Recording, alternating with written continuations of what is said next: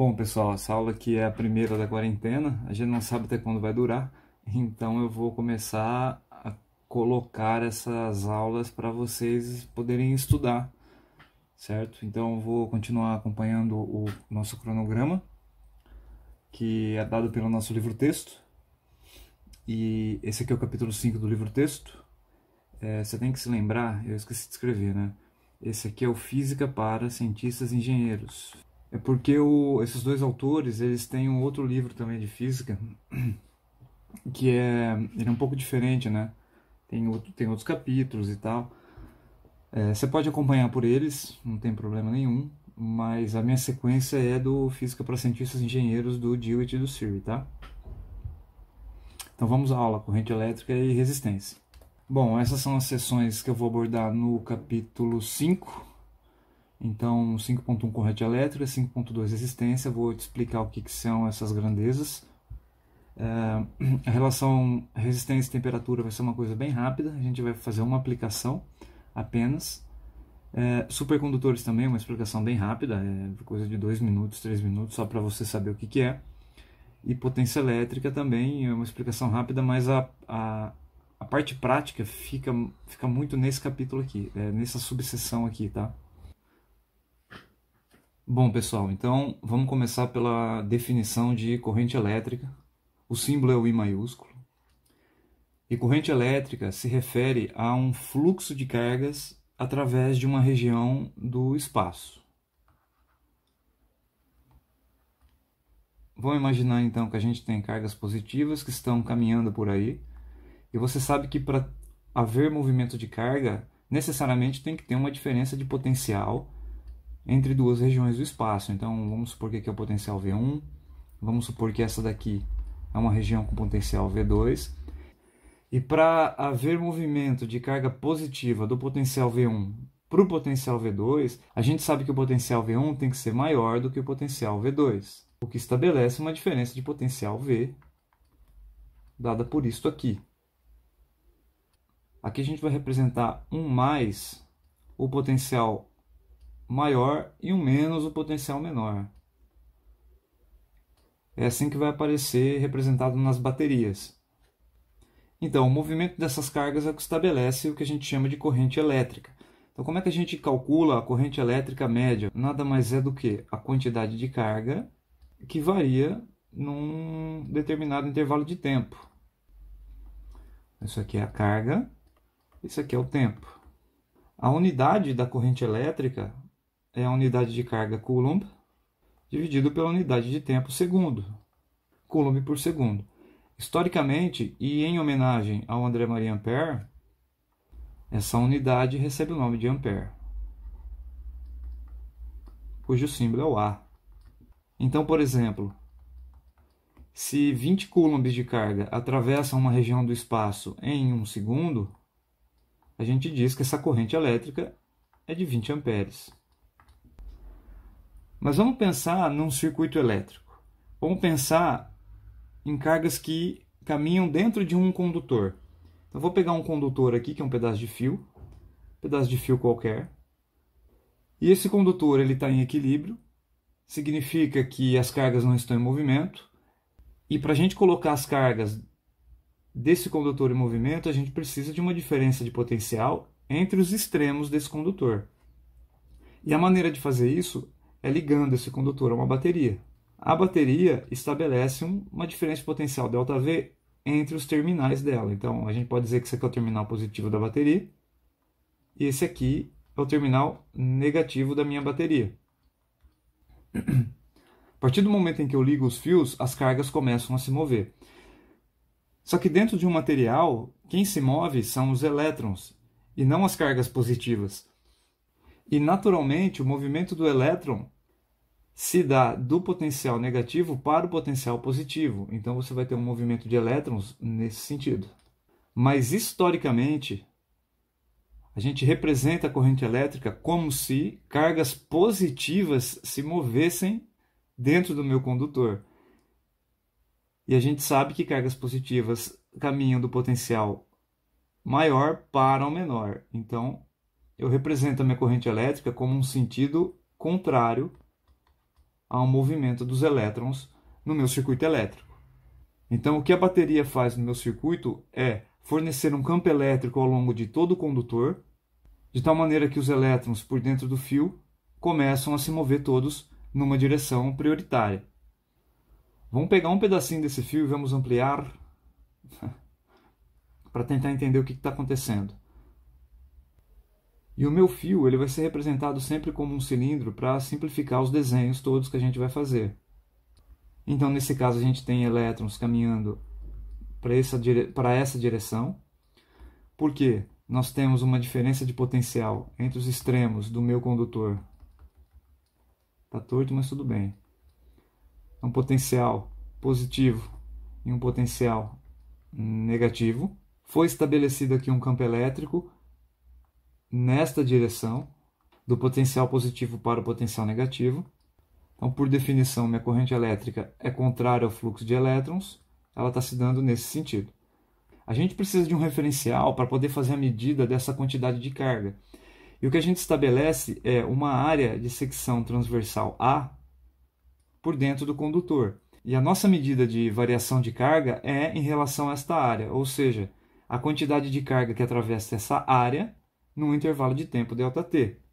E a última coisa é a seguinte, esse material ele é composto por átomos.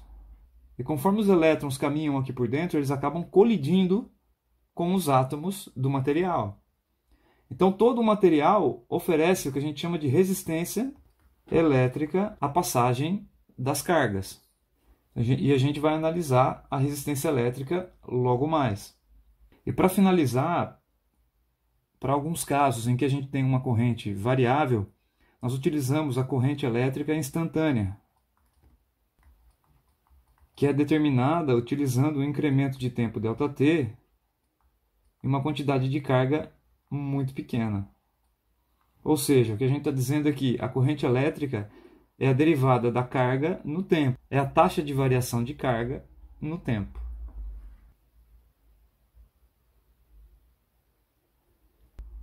Pessoal, vamos olhar para a corrente elétrica com um pouco mais de detalhes, tentando relacionar ela com a velocidade de movimento das cargas. Com o meu condutor em equilíbrio eletrostático, quando você não tem uma diferença de potencial, os elétrons apresentam um movimento aleatório colidindo com os átomos, mas de tal maneira que a velocidade média resultante disso aqui é nula. Corrente elétrica, zero. Mas a partir do momento em que eu estabeleço uma diferença de potencial nos extremos do condutor, um campo elétrico se estabelece de imediato por todo o condutor, arrastando os elétrons para uma direção prioritária. Analisando o movimento em grupo, a gente nota que existe uma velocidade média agora diferente de zero.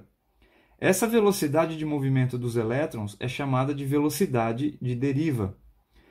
Mesmo os elétrons oscilando em zigue-zague muito rapidamente, a velocidade de deriva, que aqui no caso é para a direita, ela é muito lenta, porque durante o movimento os elétrons ainda colidem com os átomos do material.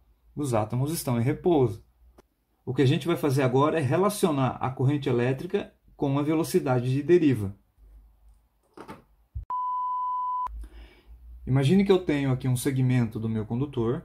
Eu já estou representando minha corrente elétrica como se cargas elétricas positivas estivessem caminhando por aí. E na média elas possuem uma velocidade de movimento que é chamada de velocidade de deriva. Eu estou delimitando então uma região do condutor. E para simplificar as minhas contas, o meu condutor é um cilindro de área A. Se a gente quer calcular a densidade de cargas nessa região, a gente deve pegar a quantidade de cargas aí dentro e dividir pelo volume da região.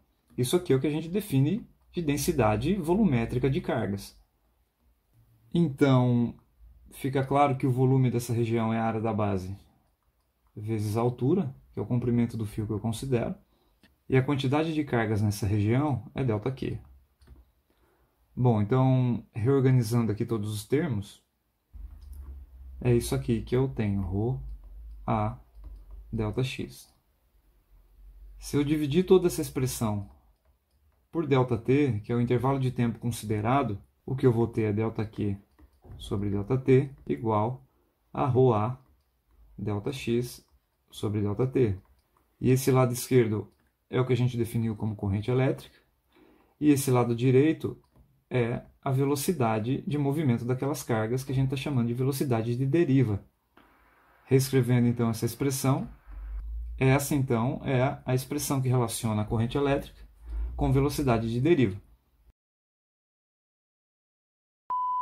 Vamos fazer um exemplo numérico para a gente ter uma noção da ordem de grandeza da velocidade de deriva, então. Então é o que temos aqui, ó. Fio de cobre do edifício residencial, a área da secção transversal é 3,31 vezes 10 a menos 6. O fio conduz uma corrente de 10 A. Qual é a velocidade escalar de deriva dos elétrons no fio? Suponha que cada átomo contribua com um elétron livre, contribua para a corrente, e a densidade do cobre é de 8,92 gramas por centímetro cúbico. Acho que está claro que a gente vai usar essa expressão, né? A corrente é igual à densidade de carga vezes a área vezes a velocidade de deriva. E o cuidado está aqui, ó, você não pode usar essa densidade no lugar do ρ, porque o ρ é a nossa densidade de carga. Então, o ρ é quantidade de carga dividida por volume. A densidade que foi dada aqui é a quantidade de massa por volume. Beleza? Não é isso que a gente vai utilizar. A gente precisa pegar essa quantidade de cobre de 8,92 gramas e descobrir quantos elétrons estão contidos nessa massa. Cada elétron é o que vai dar a carga total, né? A soma de todos os elétrons é que vai me dar a carga total. Mas antes disso, a gente precisa saber a quantidade de átomos de cobre, porque cada átomo de cobre contribui com um elétron. Então, para fazer essa conta, a gente precisa lembrar da massa molar do cobre. A massa molar do cobre é de 63,5 gramas por mol. Cada 63,5 gramas de cobre, eu tenho uma quantidade de 6,02 vezes 10 a 23 átomos de cobre. Ou por que não colocar já elétrons, né? Elétrons. Então, quantos elétrons eu encontro em 8,92 gramas de cobre? Quantos elétrons aqui? Vamos colocar um X. Pronto. E se eu fizer essa conta, eu vou ter o seguinte. Eu vou ter um total de 8,46 vezes 10 elevado a 22 elétrons. Então, voltando aqui em cima, a gente vai colocar essa quantidade de elétrons para calcular a carga, certo? Mas como eu quero a quantidade de carga e não a quantidade de elétrons, eu vou multiplicar cada elétron pela carga elementar, que é a carga de cada elétron. 1,6 vezes 10 a menos 19 coulomb. Isso aqui é dividido pelo volume que tudo isso está ocupando. E a gente, desde o começo, está usando centímetro cúbico, só que eu vou passar para metro cúbico. Então, 1 centímetro cúbico equivale a 10 elevado a menos 6 metros cúbicos. Se eu fizer essa conta, a minha densidade de carga será 1,35 vezes 10 elevado a 10 coulomb por metro cúbico. Muito bom, então agora a gente pode usar essa formuleta aqui. Como é que a gente vai usar isso? É só substituir os valores, né? Então a corrente é 10 A, fazendo a conta, velocidade de deriva vai ser 2,24 aproximadamente, né? Vezes 10 a menos 4 metros por segundo. Esse resultado é bacana, porque isso aqui equivale a 0,22 milímetros a cada segundo. Essa é a velocidade com que os elétrons estão andando no interior do fio. Quando você acende a luz do teu quarto, quando você aciona o interruptor, a impressão que você tem é que a luz acende instantaneamente. Mas não é porque os elétrons se moveram instantaneamente do interruptor até a luz, é porque um campo elétrico se estabeleceu ao longo de todo o condutor, de todo o fio, instantaneamente, fazendo os elétrons lá na lâmpada se moverem.